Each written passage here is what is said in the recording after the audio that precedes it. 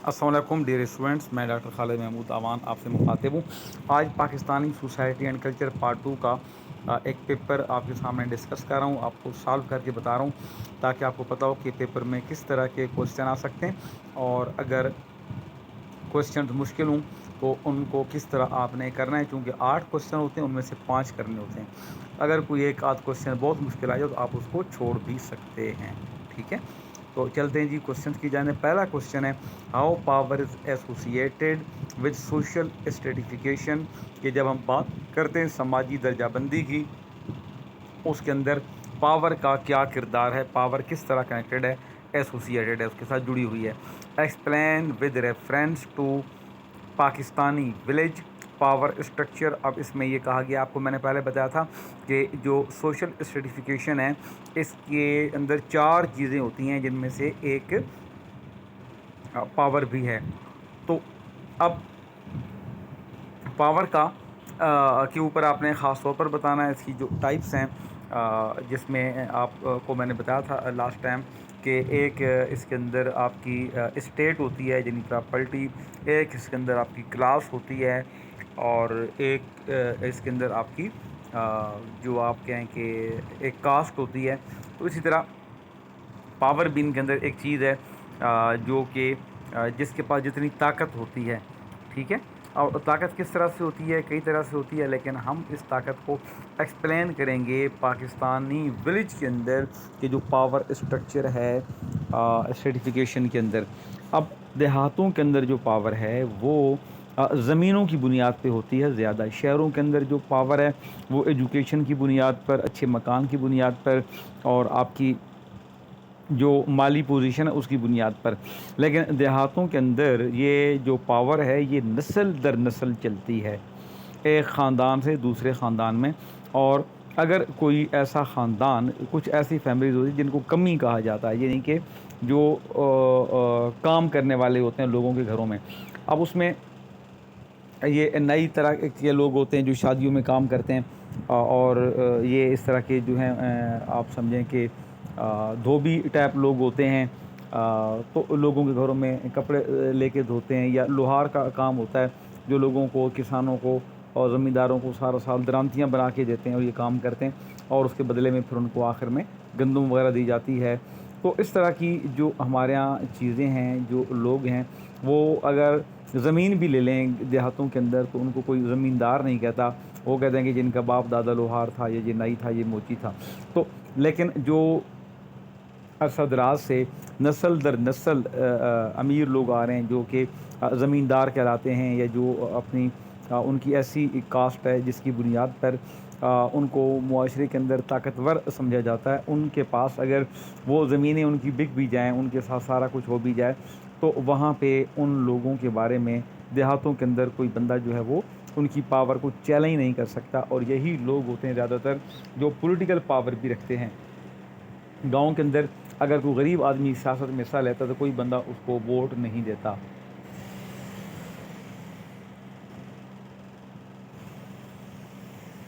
लेकिन अगर कोई पावरफुल शख्स जो ज़मींदार है तो उसके सारे मुदारिस को वोट देते हैं। और गांव में चूँकि बहुत ज़्यादा लोग पढ़े लिखे नहीं होते तो वो बरादरी की बुनियाद पर या ख़ानदान की बुनियाद पर वोट देते हैं या पावर की बुनियाद पर। तो वहाँ पे जो लोग होते हैं नस्ल दर नस्ल वही चंद लोग ही होते हैं जो सियासत के अंदर हिस्सा लेते हैं और वही बार बार कामयाब होते हैं। और अगर कहीं गांव में 2 या 3 ज़मींदार हैं तो उनके बीच में मुकाबला होता है, जो आम लोग हैं वो फिर उसके अंदर हिस्सा नहीं ले पाते। तो सोशल स्ट्रेटिफिकेशन के अंदर जो पावर का किरदार है वो बहुत अहम है। और जो लोग पावरफुल होते हैं वो मुआशरे को अपनी मर्ज़ी के मुताबिक चलाते हैं।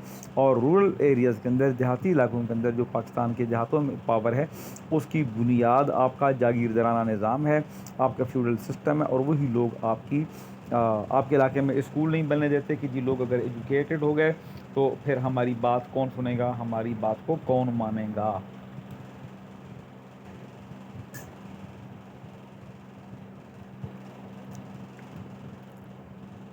यही लोग होते हैं जो देहातों के अंदर इंडस्ट्रीज़ नहीं लगने देते कि अगर लोगों को रोज़गार मिल गया तो हमारे पास कौन आएगा कि जी हमारे बच्चे को भर्ती करवाएं।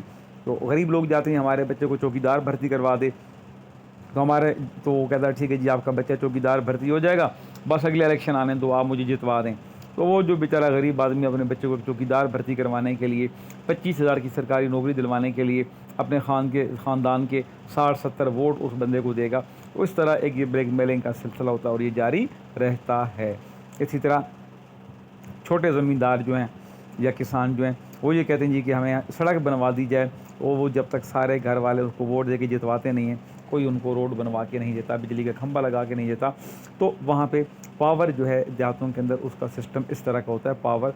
तो इसके अंदर आप बाकी चीज़ें भी रेलिवेंट लिख सकते हैं, जो उसकी टाइप्स हैं चारों आप लिख सकते हैं, पाँचों लिख सकते हैं। 4 टाइप्स आपको मैंने बताई थी, वो लिखने के बाद इसकी जो कैरेक्टरिस्टिक्स हैं उनको आप लिख सकते हैं। उसके बाद आप पावर का किरदार लिख सकते हैं कि देहातों के अंदर इस तरह पावर का रोल है। सवाल नंबर 2 की तरफ चलते हैं जी। How rural urban migration is becoming cause of urbanisation के रूरल से अर्बन, रूरल अर्बन का मतलब क्या है कि रूरल देही इलाकों से शहरी इलाकों की जानिब हिजरत है, जो माइग्रेशन है वो किस तरह अर्बनाइजेशन का शहरी आबादियों में इजाफे का सबब बन रही है, and how a society can change the pattern of rural to urban migration. किस तरह हम कोई भी सोसाइटी जो है वो चेंज कर सकती है ये पैटर्न कि जो लोग देहातों से शहरों में आ रहे हैं। इससे पहले एक क्वेश्चन आपको मैंने बताया था, एक पहले आपको मैंने क्वेश्चन पेपर जो समझाया था उसके अंदर भी अर्बनाइजेशन था, वो सवाल एक ही है, थोड़ा सा उसको घुमा दिया गया है। तो आप देखें कि शहरों से देहातों की जानिब लोग हिजरत नहीं करते, बल्कि सारे लोग देहातों से शहरों की जानिब जाते हैं। जिस तरह सारे दरिया समुंदर की जानिब जाते हैं और समुंदर दरिया में नहीं आता, इसी तरह जो शहर के लोग हैं वो भी देहातों में हिजरत नहीं करते, बल्कि देहातों के लोग शहर में जाते हैं।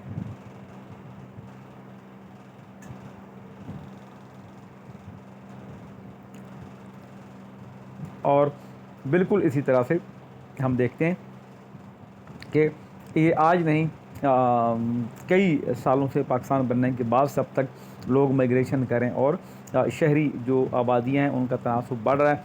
एक ज़माना था जब शहरों की आबादी 80-85 सॉरी देहातों की आबादी 80 to 85% थी, और शहरों की जो आबादी थी वो 15 से 20% थी। फिर शहरों की आबादी 30% हो गई आज से को 20 साल पहले, और देहातों की आबादी 70% रह गई। और अब हम ये देखते हैं कि देहातों की आबादी को 60% तक रह गई है और शहरी आबादियाँ जो हैं वो 40% तक हो गई हैं। तो शहरों में लोग हिजरत करके जाते हैं मुख्तलिफ़ मसाइल की बुनियाद पर कि देहात में उनको जो सहूलियात नहीं मिलती वो उसको हासिल करने के लिए शहरों में जाते हैं, और जो लोग शहरों में जाते हैं वो फिर वापस अपने गांव में एडजस्ट नहीं हो सकते। तो ये एक सिलसिला था अर्बनाइजेशन का। तो हम इसको रोक किस तरह सकते हैं कि देहातों के अंदर जो है वो ज़्यादा फैक्ट्रियाँ लगाई जाएँ, देहातों के अंदर तालीमी इदारे बनाए जाएँ। हुकूमत ने अब देखें कि तकरीबन पंजाब के अंदर तो हर ज़िले के अंदर यूनिवर्सिटी बना दी है, और अगले 5-10 सालों में हो सकता है कि हर देहात के अंदर तहसील की सतह पर भी यूनिवर्सिटी बन जाए।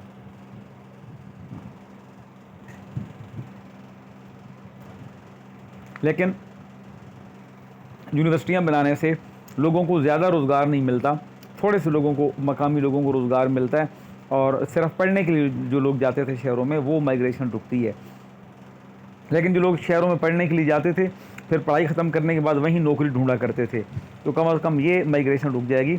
लेकिन इसी तरह देहातों के अंदर अगर फैक्ट्रियाँ लगा दी जाएँ, हर यूनियन कौंसिल की सतह पर 1-2 कारखाने लग जाएं, तो उससे क्या बेनिफिट होगा कि जितने भी लोग हैं उनको रोज़गार वहाँ पे मिल जाएगा।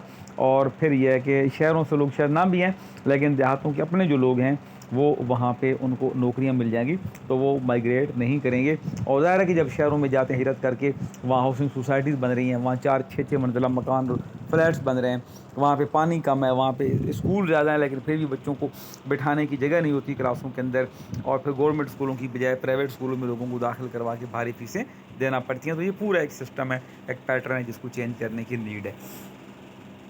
सवाल नंबर 3 है जी, Marxist view of economic institution in a society के मार्क्स क्या कहता है सोसाइटी के अंदर। मुख्तसर से बताता हूँ, मार्क्स का जो व्यू है, कार्ल मार्क्स इसका नाम था, मज़हब के नाम से एतबार से यहूदी था, और इसकी किताब थी दास कैपिटल के नाम से और द मैनिफेस्टो के नाम से। उसमें वो ये कहता है कि जो सोसाइटी के अंदर इकोनॉमिक इंस्टीट्यूशन है वो ये है कि लोग जो हैं उसके एतबार से वो ये कहता है कि एक तो मज़हब की बात करता है कि मजहबी रहनुमा जो हैं वो लोगों को आगे नहीं बढ़ने देते और लोगों को हक़ में अपने हक़ में आवाज़ नहीं उठाने देते। और वो ये कहता है कि जी जितने भी लोग हैं वो ग़ुलामों से कहता था, जो जो ये थे ना इंडस्ट्रीज़ के मज़दूर थे, इन मज़दूरों को कहता था कि तुम जो है वो खड़े हो जाओ अपने हक़ में आवाज़ उठाने के लिए, और अगर तुम इसमें लड़ोगे अपने मालिकान से तो उसका फ़ायदा ये है कि तुम्हारे पास खोने के लिए कुछ नहीं है सिवाय पाँव में पड़ी हुई जो बेड़ियाँ हैं उनको खोने के अलावा। तो मार्क्स का ये कहना है कि जी जो सरमायादार है, जो कैपिटलिस्ट है, वो ज़्यादा नफ़ा उठाता है, और जो गरीब आदमी है, जो मज़दूरी करता है, उसको वो कमा के दे रहा होता है फैक्ट्री के मुलाज़मीन को, कारखानों के लोगों को, लेकिन इसके बावजूद उसको थोड़ा सा हिस्सा मिलता है कि आप किसी कारखाने में जाएंगे, आपको महीने की अगर 50,000 तनख्वाह मिलती है, आप उनको 5 लाख कमा के देंगे तो उसमें से आपको वो 50,000 देगा। अगर आप लाख रुपए कमा के देंगे तो आपकी तनख्वाह 20,000 के ऊपर नहीं होगी। तो ये एक मार्क्स की अप्रोच है कि जो ज़्यादा सरमाया लगाता है वो ज़्यादा पैसे कमाता है, और जिसके पास इन्वेस्टमेंट कम होती है, सरमाया नहीं होता, वो कमा नहीं सकता। तो वो यही कहता था कि ये जो लोग हैं सरमायादारी निज़ाम के ख़िलाफ़ था, और उसने इसके मुकाबले में कैपिटलिज़म के मुकाबले में सोशलिज़म का निज़ाम लेके आया। सोशलिज़म के अंदर वो ये कहता था कि या कम्युनिज़म के अंदर कि जो हुकूमत है वो तमाम लोगों को यकसां जो है वो रोज़गार के मौक़े दे, और सारे लोगों की तनख्वाहें बराबर हों, और सारे लोगों को उनकी अहलियत के मुताबिक काम दिया जाए। ये थोड़ा सा था, यहाँ पे टाइम कम है, मैं आपको मुख्तसर बता रहा हूँ। सवाल नंबर 4 है क्रिटिकली इवेलुएट, यानी कि जायज़ा लें, तनकीदी, the role of media and social change in Pakistani society. Pakistani society के अंदर चेंज लाने के लिए सोशल मीडिया का किरदार क्या है। ये सोशल चेंज मुख्तलिफ़ तरह से आ सकता है। लोगों के अंदर शऊर पैदा करना, लोगों को हुकूमत के बारे में ख़बरें देना, लोगों को सियासत के अंदर लोगों को करप्शन की कहानियाँ बताना, ये सारा जो चेंज है ये सोशल मीडिया जो है वो लोगों को बता रहा है। और ये जो सोशल मीडिया, इसके अंदर फेसबुक शामिल है, इसके अंदर ट्विटर शामिल है, इसके अंदर आपका व्हाट्सएप शामिल है। तो ये सारी चीज़ें जो सोशल मीडिया पे चलती हैं, जो आवाम को आपस में कनेक्ट रखता है। ये एक ज़रा सी बात होती है, कोई पुलिस वाला किसी बंदे पे जुल्म करता है, उसको 2 लातें मार रहा होता है, कोई भी बंदा वीडियो बना के फेसबुक पे चला देता है तो वहाँ पे उसके ख़िलाफ़ कार्रवाई हो जाती है।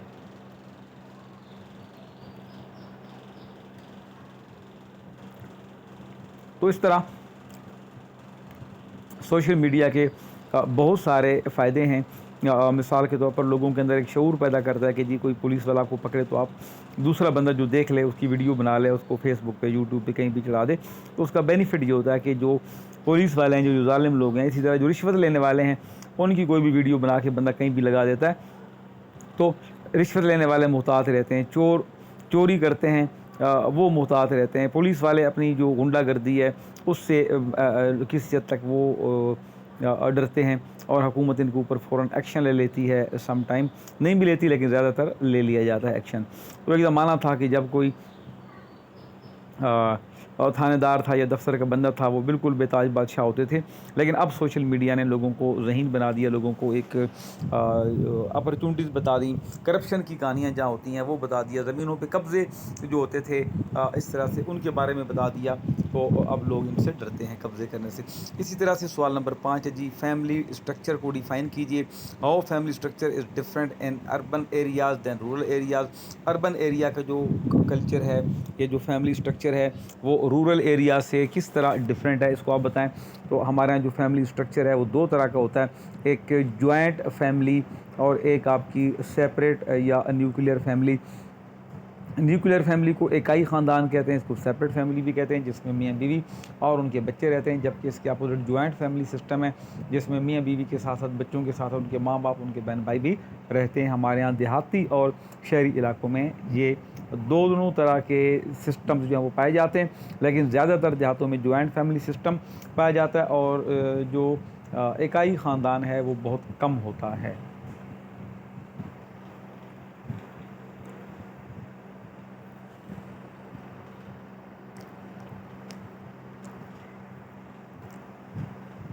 जबकि जो हमारे पास शहर हैं, शहरों के अंदर घर छोटे होते हैं, तो फैमिली सिस्टम जो उस तरह से होता है कि जॉइंट बहुत कम होता है, और अक्सर लोग जो देहातों से शहर की तरफ माइग्रेट करते हैं तो वो एक सिंगल ख़ानदान ही, इकाई ख़ानदान ही जाता है, पूरी वो जो अपना वो ख़ानदान है उसको लेके नहीं आता।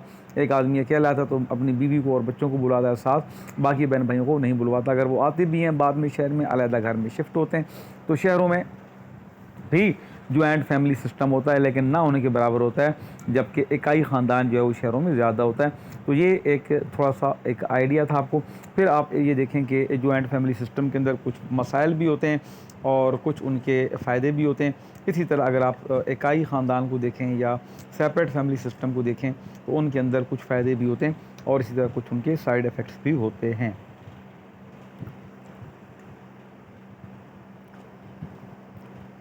मिसाल के तौर पर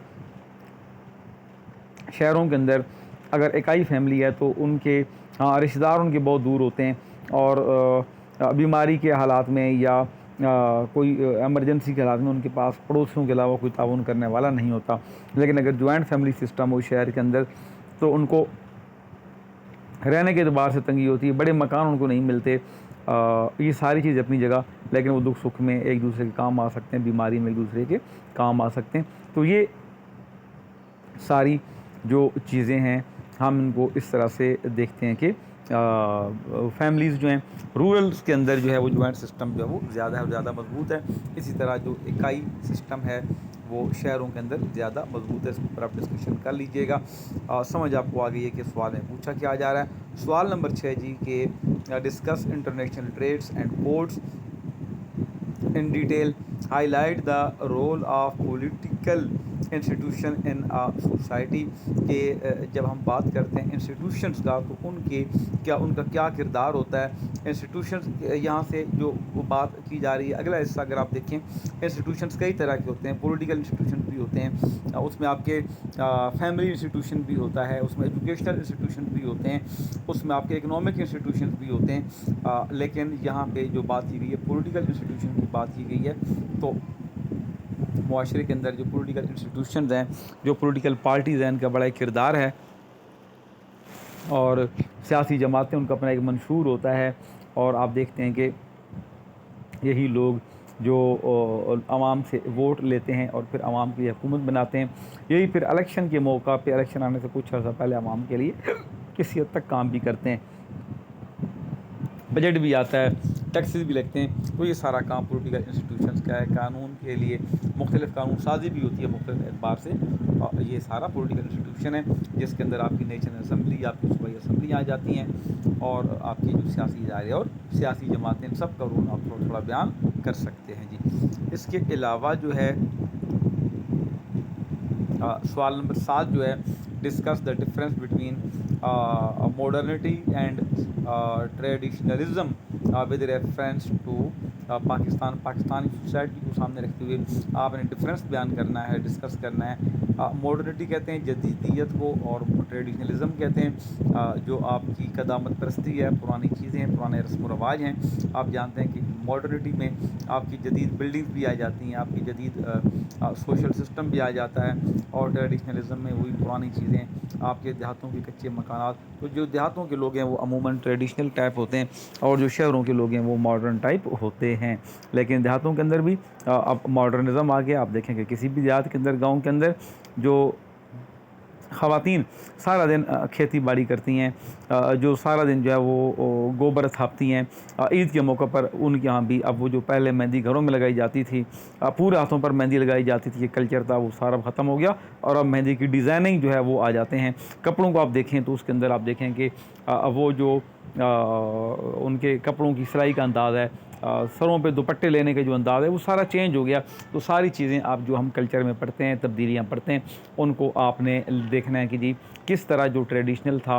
आप देखें कि जो ये ख़ास तौर पर पख्तून घरानों में देखेंगे जो औरतें बुर्के पहनती थी टोपियों वाले और पूरा फुल फ्लेज, अब वो बहुत कम हो गया और वो तरफ बहुत ट्राइबल एरियाज़ में है। लेकिन शहरों के अंदर वो चीज़ें ख़त्म हो चुकी हैं, या तो बुर्के बिल्कुल ख़त्म हो चुके हैं, उनकी जगह मास्क आ गया, नकाब आ गया और या फिर दूसरे आम बुर्के आ गया। तो ये चीज़ें सारी जो हैं ये आपकी जो ट्रेडिशनल था उससे हट के ये मॉडर्नाइजेशन है कि स्टेप बाय स्टेप आपकी तब्दीलियाँ आ रही हैं। आपके एजुकेशन के अंदर आप देखें कि उर्दू मीडियम स्कूलों से इंग्लिश मीडियम स्कूलों की तरफ आप बच्चों को डालने का रवाज आ गया है। और मैं आपको एक एग्ज़ाम्पल दूं कि मेरे दोस्त वो अपने स्कूल से बच्चों को निकालता था हर 6 महीने बाद। तो एक दफ़ा उसने मुझे कहा कि मैंने अपने बच्चे फ़लाँ स्कूल के निकाल के फ़लाँ में डाल दिए हैं। तो मैंने कहा अच्छा, तो अब इसमें क्यों आपने डाला? कहता यार पहले वालों की फ़ीस 2000 रुपये थी, इनकी फ़ीस 4000 है, तो मैंने इनमें डाल दी, अच्छा पढ़ाते हैं। तो मैंने कहा इनका सिलेबस कौन सा और उनका कौन सा है? तो कहता उनकी भी किताबें सेम ही हैं, वो जो उनकी थी वही सेम किताबें हैं बस। तो मैंने कहा फिर इसका फ़ायदा क्या है? कहता यार मैंने कहा वो उर्दू मीडियम था क्या? कहता नहीं वो भी इंग्लिश मीडियम था, ये भी इंग्लिश मीडियम था। तो मैंने उससे पूछा कि भाई मुझे आप फ़र्क बताया ना कि आपने 2000 से 4000 फ़ीस दी है, किस बात को देख के? तो कहता यार सी बात यह कि वो लोग जो थे वो सीधे मुँह से इंग्लिश बोलना सिखाते थे, ये मुँह टेढ़ा करके इंग्लिश बोलना सिखाते हैं बच्चों को। तो ये यहाँ पे चीज़ें हमारी ये मॉडर्नाइजेशन की तरफ है कि लोग एहसास कमतरी के शिकार हो गए। हालांकि माहिरीन तालीम ये कहते हैं कि पाकिस्तान की राह में जो तरक्की की सबसे बड़ी रुकावट है वो लैंग्वेज है कि हम कौमी ज़बान में उर्दू ज़बान में हम तालीम नहीं देते और हम लोगों को अंग्रेज़ी ज़बान में तालीम देते हैं, और बच्चा जो कुछ उर्दू में अपनी मादरी ज़बान में समझ सकता है वो नहीं समझ सकता। इसी तरह आज से 20 साल पहले मेरे दोस्त ने कराची में स्कूल बनाया था, वो एक नज़रियाती स्कूल था। और अभी मेरी उनसे बात हुई, कोई मुलाकात हुई कि उनसे को 15 साल के बाद मैं कराची गया। तो मुझे वो याद है कि वो स्कूल जब चलाते थे तो वो जो सर थे वो ख़ुद शलवार कमीज़ पहनते थे, वास्केट पहनते थे, और जो उनको स्कूल के लड़के थे उन सब को वो शलवार कमीज़ वाइट पहना करते थे। तो वो ये कहते थे कि जी लोग टाई पहन रहे हैं, ये अंग्रेज़ के बच्चे हैं, ये जनाब वो पैंट शर्ट पहन रहे हैं, हम आइडियालॉजिकल स्कूल है, हम पाकिस्तानी फाउंडेशन पे तर्ज पे स्कूल बनाएंगे, हमारा उर्दू मीडियम स्कूल है। अभी 20 साल बाद मेरी मुलाकात हुई, मैंने कहा जी आपका यूनिफॉर्म वही है? कहते नहीं जी बिल्कुल चेंज हो गया सर, अब ज़माना बदल गया। तो मैंने कहा पहले तो शलवार कमीज़ थी। कहता जी लोग इधर शलवार कमीज़ को पसंद नहीं करते जी, हम अपने बच्चों को स्कूल भेज रहे हैं तो शलवार कमीज़ क्यों पहनाएं? मैंने जनाब जो अपने बच्चे हैं सारे बच्चे उनको कह दिया, बच्चे कम हो रहे थे तो मैंने कहा जी शलवार कमीज़ उतार दो और पेंटें पहन लो और टाइयाँ पहन लो, अंग्रेज़ की औलाद बन जाओ, अंग्रेज़ की नस्ल बन जाओ। और अंग्रेज़ी मीडियम स्कूल को बना दिया कि अंग्रेज़ की तरह तुम सीखो और तुम ग़ुलामी को कबूल करो। तो मेरे पास स्कूल में बच्चों की तादाद में इजाफ़ा हो गया। तो ये जो है ये मॉडर्नाइजेशन इसको हम कहते हैं कि ट्रेडिशनलिज़म से बढ़ के हम मुख्तलिफ हर फील्ड के अंदर मॉडर्नाइजेशन की तरफ जा चुके हैं। आखिरी क्वेश्चन है जी आपका, how changing role of female is affecting marriage system in Pakistan. Pakistan के अंदर जो मैरिज सिस्टम है, जो शादी का निज़ाम है, उसने पाकिस्तान के अंदर जो ख़वातीन हैं उनको किस तरह अफेक्ट किया। तो इसके ऊपर आप दोनों तरह की चीज़ें लिख सकते हैं। पाकिस्तान के अंदर एक तरफ मॉडर्नाइजेशन आई, तो यही चीज़ें मॉडर्नाइजेशन जो है वो ख़वातीन के अंदर भी आई, और यही जो चीज़ें थी वो जो मैरिज सिस्टम था उसके हवाले से भी आई। और इसी तरह से हम देखते हैं कि एजुकेशन को जब हमने एनहांस किया, जब हमने को एजुकेशन को शुरू किया, तो वहाँ पे ज़ाहिर है कि वो जो हमारी फीमेल हैं जब वो घर से बाहर जाती हैं और वो लड़कों के साथ पढ़ती हैं या लड़के लड़कियों के साथ पढ़ते हैं, तो वो एक उनका एक जो मखलूत निज़ाम था उससे उनके जो कनेक्शन थे वो बड़े, और उन ख़वातीन की भी ख्वाहिश हुई तो वो अपनी पसंद से शादी करें। तो उसके ऊपर जो फैमिली है वो चूँकि शादियाँ नहीं करवाते, वो एक तंग नज़र हैं, वो बच्चियों को स्कूल भेजते हैं, वो बच्चियों को कॉलेज भेजते हैं, यूनिवर्सिटी में भेजते हैं, उनको जॉब के लिए वो भेजते हैं, लेकिन इसके बावजूद वो सारी चीज़ उनको देते हैं। लेकिन जब वो लड़की कहती है कि शादी मेरे अपनी मर्ज़ी से करनी है, तो वो फिर ख़ानदान वाले कहते हैं भाई ये तुम्हारी शादी का रिश्ता हमने देखा है, ये तुम यहाँ से कर लो, तो वो उसको वहाँ पे करा दी जाती है ज़बरदस्ती। और कुछ फीमेल फिर वो कोर्ट मैरिज की तरफ रुझान बढ़ रहा है। ये बहुत पहले से है और कोई मायूब बात नहीं है। आपने देखा कि कायद आज़म मोहम्मद अली जिन्ना ने जो दूसरी शादी की थी वो भी कोर्ट मैरिज ही थी एक तरह की, और उस वक्त लोगों ने कहा जी कि उसने कायद आज़म ने दुश्मन ये कहते हैं कि घर से लड़की को भगा दिया, हालांकि वो कोर्ट में मैरिज थी। तो आज भी वही चीज़ें हैं। तो फिर जब कोर्ट में मैरिज हो जाती है तो फिर उसके पास दो तरीके होते हैं, या फैमिली अपनी इज्जत बचाने के लिए उसको एक्सेप्ट कर लेती है, और या फिर वो कहते हैं कि लड़की अब हमारे पास वापस घर नहीं आएगी, हमारे लिए मर चुकी है। तो मैरिज सिस्टम जो है इसका जो है वो पाकिस्तान के अंदर ये तेज़ी से तब्दीली की जानिब बढ़ रहा है। और इसके अलावा हम देखें कि हमारे यहाँ जो शादी हाल हैं इनके अंदर आप देखें कि जो घरों में शादियाँ होती थी अब वो इसमें होता है जो घरों में दुल्हनें तैयार होती थी वो ब्यूटी पार्लर में तैयार होती हैं। तो ये भी एक चीज़ें हमारे यहाँ जो सोसाइटी को कवर कर रही है। लेकिन जो फीमेल हैं उनका जो यहाँ पे मैरिज सिस्टम है उससे ज़्यादातर आपको यही डिस्कशन कर सकते हैं कि rights of women regarding the selection of their life partner, ये ख़वातीन को अपना लाइफ पार्टनर या अपना जो ज़िंदगी है उसका फ़ैसला करने का कितना हक दिया जाता है या किस तरह से उसकी हमायत या उसकी मुखातबत की जाती है। इन चीज़ों के ऊपर आप यहाँ पे डिस्कशन कर लीजिएगा। आप पेपर के ऊपर ये भी सारी चीज़ें आप खुद देखते हैं, अपनी फैमिली में देखते हैं, अपने रिश्तेदारों में देखते हैं, अपने दोस्तों में देखते हैं। उन्हीं चीज़ों को ये जो आप खबरें सुनते हैं उन्हीं चीज़ों को आपने मद्देनज़र रखते हुए इस क्वेश्चन को भी हल कर लेना है। तो होपफुली कि आपको काफ़ी ये चीज़ें समझ में आ गई होंगी और पेपर की आपकी तैयारी इंशाल्लाह बहुत बेहतर हो जाएगी। हमारी दुआएं आपके साथ है कि अल्लाह ताला आपको कामयाब करे। ये वीडियो खुद भी देखें और दोस्तों को भी दिखाते रहें ताकि सब तक ये पैगाम पहुँचे और आप लोगों के पेपर की तैयारी आसान हो जाए। आप सबका बहुत शुक्रिया। अल्लाह हाफ़िज़।